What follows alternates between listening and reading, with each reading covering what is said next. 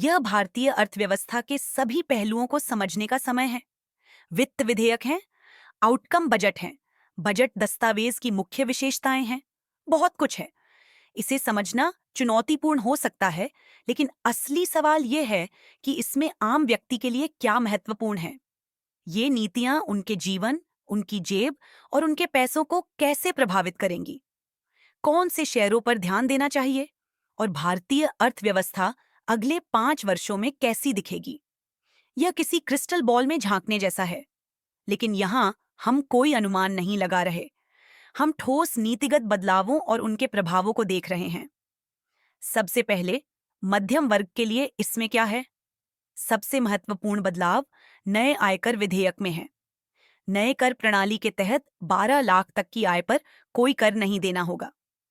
वेतनभोगी व्यक्तियों के लिए यह सीमा प्रभावी रूप से 12,75,000 हो जाती है, क्योंकि मानक कटौतियां शामिल हैं। ये एक महत्वपूर्ण राहत है, जिससे लोगों की जेब में अधिक पैसा बचेगा। सरकार स्पष्ट रूप से मध्यम वर्ग की क्रय शक्ति को बढ़ाने की कोशिश कर रही है। विचार यह है कि जब लोगों के पास अधिक पैसा होगा, तो वे अधिक खर्च करेंगे, जिससे अर्थव्यवस्था को बढ़ावा मिलेगा। यह एक क्लासिक स्टिमुलस रणनीति है, लेकिन यह केवल आयकर तक सीमित नहीं है। वरिष्ठ नागरिकों के लिए ब्याज पर कर कटौती की सीमा बढ़ा दी गई है और किराए की आय पर भी कुछ राहत दी गई है।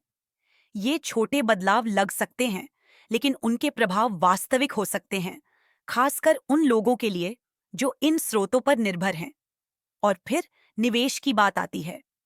क्या इन बजट दस्तावेजों में कोई संकेत है जो संभावित निवेश अवसरों की ओर इशारा करते हैं? निश्चित रूप से इनमें कुछ दिलचस्प संकेत छिपे हैं।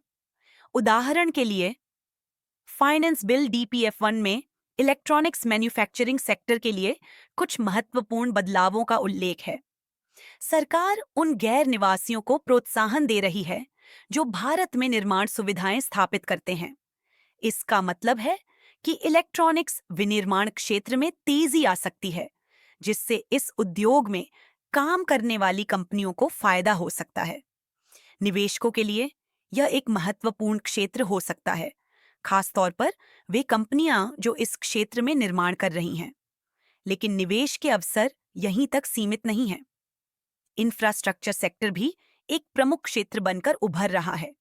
बजट में इस क्षेत्र के लिए भारी धनराशि आवंटित की गई है, जिसमें अर्बन चैलेंज फंड्स भी शामिल है। इसका उद्देश्य शहरी क्षेत्रों के पुनर्विकास और राज्य स्तर की इंफ्रास्ट्रक्चर परियोजनाओं को बढ़ावा देना है। इसमें सड़कें, पुल, परिवहन प्रणाली और शहरी विकास परियोजनाएं शामिल हैं। यह निर्माण गतिविधि उन कंपनियों के लिए फायदेमंद हो सकती है जो सीमेंट, स्टील और निर्माण उद्योगों से जुड़ी हैं। स्पष्ट रूप से सरकार बुनियादी ढांचे में एक बड़ा बदलाव लाने की दिशा में काम कर रही है। बुनियादी ढांचे में निवेश केवल विकास ही नहीं, बल्कि एक मजबूत अर्थव्यवस्था की नींव रखने जैसा है। यह व्यापार को बाजारों से जोड़ता है, परिवहन लागत को कम करता है और जीवन की गुणवत्ता को सुधारता है, जिससे देश में अधिक निवेश और प्रतिभा आकर्षित होती है। इसके अलावा अक्षय ऊर्जा क्षेत्र में भी बड़ी गतिविधि हो रही है।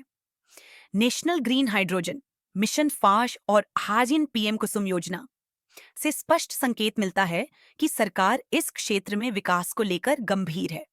इससे सौर, पवन और हाइड्रोजन ऊर्जा समाधानों में काम करने वाली कंपनियों को बड़ा लाभ मिल सकता है। यह केवल आर्थिक वृद्धि की बात नहीं है, बल्कि विनाशक विकास आस की दिशा में एक बड़ा कदम भी है। और फिर एक दिलचस्प पहलू सामने आता है, घरेलू खिलौना निर्माण।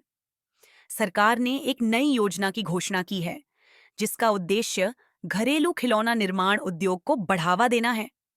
ये क्षेत्र अब भी उतना बड़ा नहीं दिखता, लेकिन यह निवेशकों और स्थानीय व्यवसायों के लिए एक नया अवसर हो सकता है। तो जब भारतीय अर्थव्यवस्था की बात आती है, तो ध्यान रखने लायक कुछ महत्वपूर्ण क्षेत्र हैं: इलेक्ट्रॉनिक्स, इंफ्रास्ट्रक्चर, अक्षय ऊर्जा और यहाँ तक कि खिलौना उद्योग। यह एक बहुत ही विविध और दिलचस्प मिश्रण है।